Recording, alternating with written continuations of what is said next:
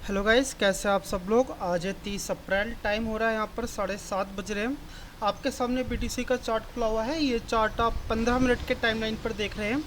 इस 15 मिनट के टाइमलाइन पर अगर मैं यहाँ पर सपोर्ट की बात करूँ तो सपोर्ट है आपका 92,831 पर। आज मार्केट में मैं यहाँ पर लेट आया हूँ। टाइम 7:30 बज रहे हैं अब, जबकि मैं 5 बजे के आसपास मैं मार्केट में बैठता हूँ। तो देखो यहाँ पर क्या है कि बहुत अच्छी खासी डाउनफॉल आ चुकी है। ठीक है, चल नहीं रही है, आ चुकी है, और ये डाउनफॉल कभी भी ख़त्म हो सकती है। अगर मैं इस डाउनफॉल की बात करूँ तो भाई ये डाउनफॉल स्टार्ट होती है 95,095 से। ये डाउनफॉल शुरू होती है और देखो कितनी डेप्थ में जाकर के मार्केट यहाँ पर क्रैश हो रही है। अगर आपने यहाँ पर टॉप पे अगर आपने सेल करा होता एंड देन अगर आप होल्ड करने की क्षमता होती है आपके अंदर, तो पैसा आपका 4 टाइम्स 5 टाइम्स यहाँ पे बन चुका होता। लेकिन अभी हमने यहाँ पे कोई ट्रेड नहीं ली है। ठीक है, एंड देन अभी हम यहाँ पर ट्रेड लेने की सोच रहे हैं। तो भाई देखो, सेलिंग की तरफ तो भूल जाओ। सेलिंग की तरफ अब यहाँ पर आप ट्रेड लेने के बारे में नहीं सोच सकते। रीज़न क्या है? क्योंकि भाई देखो, ज़रा आप खुद सोचो, अगर आपने यहाँ से सेल करा होता तो क्या आप यहाँ पे फिर से सेल करने की सोचते या फिर आप यहाँ पर एग्जिट लेने की सोचते? तो सिंपल सा बात है कि भाई आपने अगर यहाँ पे सेल करा होता है, एंट्री करी होती, तो आप यहाँ पर सिर्फ और सिर्फ एग्जिट प्लान के बारे में सोच रहे होते और सोच रहे होते कि भाई 1.5 मिनट बाद मैं यहाँ से निकल जाऊँगा, या फिर आप इसको ट्रेल कर रहे होते। तो देखो मैं आपको यहाँ पर जूम आउट करके दिखाता हूँ। तो फिर सिंपल साधा सा रेजिस्टेंस यहाँ पर बन रहा है। ठीक है, रेजिस्टेंस सॉरी, सपोर्ट यहाँ पर बन रहा है। एंड देन संभावना यहाँ पर बहुत ज़्यादा है कि भाई यहाँ पर आपको बाइंग भी देखने को मिलेगी। ठीक है, तो फिर चलिए 5 मिनट के टाइम फ्रेम पर चलते हैं। ठीक है, तो यहाँ पर हम किसी भी तरह की कोई एंट्री प्लान नहीं कर सकते। अगर यहाँ पर प्लान करने की सोचते हैं, चाहे ऊपर की तरफ चाहे नीचे की तरफ, तो यहाँ पर हमें एक अच्छा खासा सा आपको एसएल भी रखना पड़ेगा, और वो एसएल आपके कैपिटल का 4% 3% के आसपास का भी होगा। ठीक है, तो यहाँ पर हम एंट्री के बारे में कैसे सोच सकते? तो भाई देखो मैं क्या सोच रहा हूँ कि जहाँ तक मुझे पता है इस ब्लू लाइन पर यानी 92,831 के सपोर्ट पर यहाँ पर अच्छी खासी आपको एक स्पाइक देखने को मिलेगी। ठीक है, एंड देन कैंडल कैसी बने, एक डोजी टाइप सी बन जाए या फिर एक हैमर बन जाए जिसकी स्पाइक बहुत लंबी हो। अगर इस तरह की कोई कैंडल बनती है तो हम ऊपर की तरफ ट्रेड लेंगे, लेकिन वो लॉन्ग टर्म के लिए नहीं होगा, वो बल्कि एक तरह की स्कैल्पिंग होगी, शॉर्ट ट्रेड होगा। ठीक है, तो फिर चलिए ये तो रही आज की कहानी। तो फिर हम एक अच्छी खासी स्पाइक का इंतज़ार करते हैं। मैं यहाँ पे एक छोटे से एक शार्प ट्रेड की मैं सोच रहा हूँ कि मतलब किसी 5 मिनट की एंट्री करके हम यहाँ से निकल जाएं। ठीक है, तो भाई चलो फिर अब मिलते हैं किसी ट्रेडिंग सेटअप पर। तो ये गाइस, यहाँ पर ये कैंडल जस्ट क्लोज हो चुकी है। एंड देन ये कैंडल काफ़ी बड़ी कैंडल बनी है। तो जैसा मैं आपसे कह रहा था कि एक हैमर कैंडल बनती तो यहाँ पर अच्छा होता। तो चलिए कोई बात नहीं, ये जो कैंडल बन रही है अगर यहाँ पर नीचे की थोड़ी तरफ जाए एंड देन यहाँ पर एक स्पाइक बना करके ऊपर की तरफ जाए, तो यहाँ से भी एक अच्छी खासी एक कैंडल यहाँ पर मिल सकती है, एक ट्रेड यहाँ पर मिल सकता है। देखो, अगर ये वाली कैंडल जो अभी फॉर्म हो रही है, अगर ये इस कैंडल के 70% पोर्शन को कवर कर लेते तो यहाँ से हम कोई ट्रेड एग्जीक्यूट नहीं करने वाले। यहाँ से आप जो भी कोई ट्रेड लोगे वो एक क्विक ट्रेड ही होगा, एक स्कैल्प ट्रेड ही होगा। ठीक है, आप यहाँ पर बहुत ज़्यादा लंबाई या फिर आप लंबे ट्रेड को होल्ड नहीं कर सकते यहाँ पर, क्योंकि वॉलिटेशन हाई है यहाँ पर। ठीक है, तो फिर चलिए देखते हैं कि जिस तरह से मैं यहाँ पर सोच रहा हूँ उस तरह से चीज़ें घटित होती हैं। तो यहाँ पर हम एक खूबसूरत सा ट्रेड एग्जीक्यूट करेंगे, बशर्ते ये कि सारी सिचुएशंस यहाँ पर कंप्लीट हों। तो फिर चलिए इंतज़ार करते कि यहाँ पर एक स्पाइक देखने को मिलती है या नहीं। अगर यहाँ पर एक स्पाइक देखने को मिलेगी तो फिर जो मेरा एसएल होगा वो जस्ट इस स्पाइक के यहाँ पर नीचे ही होगा। ठीक है, मैं यहाँ पर लंबा या कोई कोई तगड़ा एसएल मैं यहाँ पर नहीं रखने वाला। ओके, इस कैंडल की क्लोजिंग अभी 3 मिनट 20 सेकेंड है। मैं इसमें ट्रेड तभी लूँगा जब 2 मिनट के अंदर अंदर कुछ चीज़ें अच्छी हो पाएंगी। यहाँ पर एक स्पाइक तो देखने को मिल रही है, तो पहले अभी इसको निकल जाने दीजिए, अभी इसकी बॉडी को क्रॉस कर जाने दीजिए, तब हम यहाँ पर एक ट्रेड लेंगे।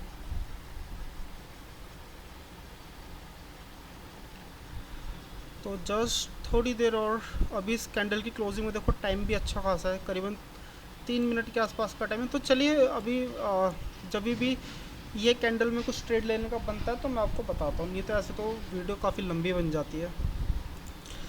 तो इस कैंडल की क्लोजिंग में जस्ट 50 सेकंड के आसपास बचे, तो टाइम यहाँ पर ख़त्म हो चुका है। तो अब हम यहाँ पर कोई एंट्री नहीं लेने वाले हैं, क्योंकि जैसे आपको पता है कि देखो ट्रेड लेने के लिए टाइमिंग का होना भी बहुत ज़रूरी है। अगर इस कैंडल में यहाँ पे 2 मिनट के आसपास बचते एंड देन यहाँ पर स्पाइक लेके ऊपर की तरफ जाता तो मैं यहाँ से ट्रेड ज़रूर लेता, लेकिन अब क्या करें। तो भाई देखो, इस कैंडल की फॉर्मेशन से सीधा ही पता चल चुका है कि भाई अभी लंबे टाइम के लिए मार्केट में कुछ अच्छी खासी वॉलिटेशन नहीं देखने को मिलेगी, मूवमेंट यहाँ पर नहीं देखने को मिलेगी। तो सिंपल सी बात है, 4 कैंडल हो जाने दीजिए, 5 कैंडल हो जाने दीजिए, तब देखते हैं कि यहाँ पर कोई ट्रेड हम लेते हैं कि नहीं लेते हैं। एंड देन देखो, सारी ट्रेड का लेना ना लेना मूवमेंट के ऊपर है। एंड देन जब मार्केट में कुछ इस तरह की डोजी देखने को मिलती है तो फिर चांसेस कम ही होते हैं कि मार्केट में एकदम से कैंडल ऊपर की तरफ या नीचे की तरफ जाए। तो फिर चलिए अभी मार्केट में एक छोटी सी कंसोलिडेशन हो जाने दीजिए, कंसोलिडेशन के बाद देखते हैं कि मार्केट में किस तरह के पैटर्न्स निकल करके आते हैं। हे गाइस, तो यहाँ पर कैंडल की क्लोजिंग जस्ट होने वाली है। इस कैंडल की क्लोजिंग में जस्ट 40 सेकंड के आसपास का टाइम बचा है, एंड देन मैं इस कैंडल की क्लोजिंग के बाद एक ट्रेड एग्जीक्यूट करने वाला हूँ। देखो क्या है कि यहाँ पर रिजेक्शन कैंडलों में कुछ नहीं पता चलता कि भाई मार्केट की क्या मंशा है, मार्केट किस तरफ जाने वाला है। अगर आपको पता चलेगा तो आपको सिर्फ इन बिग मारीबुजू कैंडल से ही पता चलेगा। लेकिन इस बिग मारीबुजू कैंडल की सबसे बड़ी प्रॉब्लम क्या है कि हो सकता है कि मार्केट यहाँ पे 2 कैंडल या 3 कैंडल छोटी छोटी बना करके एक छोटा सा कंसोलिडेशन के बाद आगे बढ़े। ठीक है, ये एक प्रॉब्लम है। और दूसरी प्रॉब्लम है कि भाई आपको काफ़ी बड़ा एसएल भी रखना पड़ता है। जैसे कि मैं इस कैंडल के बाद जब मैं ट्रेड लूँगा तो मुझे अपना जो एसएल है वो जस्ट इसके नीचे रखना पड़ेगा। तो फिर नेक्स्ट कैंडल जस्ट अभी फॉर्म हो ही रही है।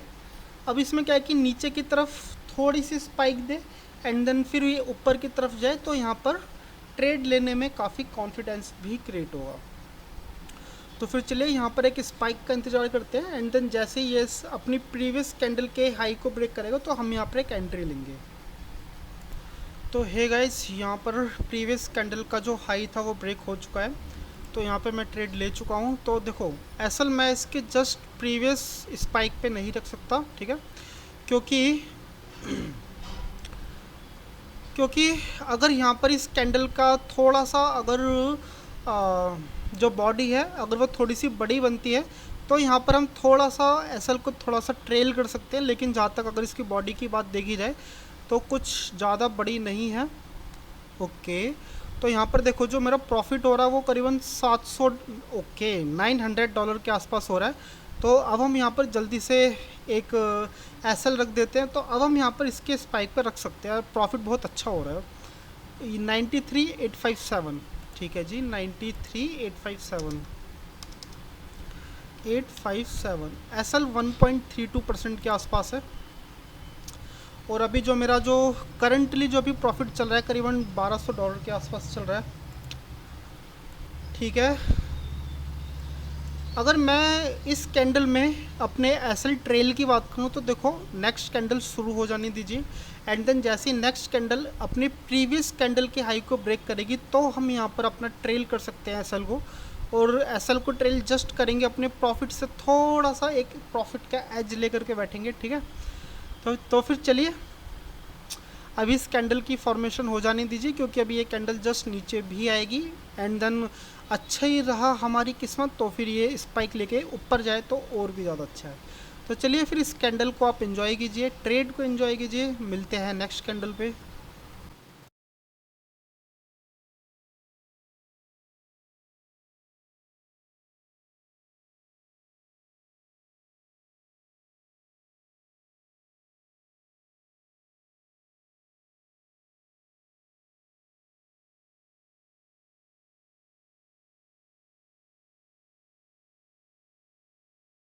हे दोस्तों, यहाँ पर ये कैंडल अपनी प्रीवियस कैंडल के हाई को ब्रेक कर चुकी है।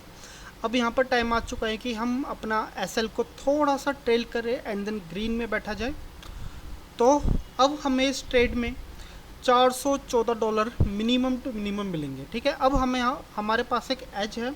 अब देखो क्या है कि यहाँ पर ये रिजेक्शन कैंडल लेकर के नीचे की तरफ हमारा एसएल हिट हो जाए कोई फ़र्क नहीं पड़ता, क्योंकि अब हमारे पास एक एज है, वो एज है $400 के प्रॉफिट का एज है। ठीक है, तो अब हम यहाँ पर ट्रेल कर सकते हैं। तो मैं तो यहाँ से अब एग्ज़िट लेने वाला मैं हूँ नहीं, देखो। ठीक है, अब मुझे यहाँ पे करना है ट्रेल, क्योंकि $400 बहुत होते हैं मेरे लिए, बहुत होते हैं, सफिशियंट है। अगर मुझे इस ट्रेड में कुछ भी नहीं मिलेगा तो मिनिमम टू मिनिमम $400 तो मिलेंगे ही। तो फिर चलिए इस ट्रेड को आप एंजॉय कीजिए। मैं इस ट्रेड को अगले नेक्स्ट कैंडल के लिए भी होल्ड करने वाला हूँ। तो चलिए फिर नेक्स्ट कैंडल पे ही मिलते हैं।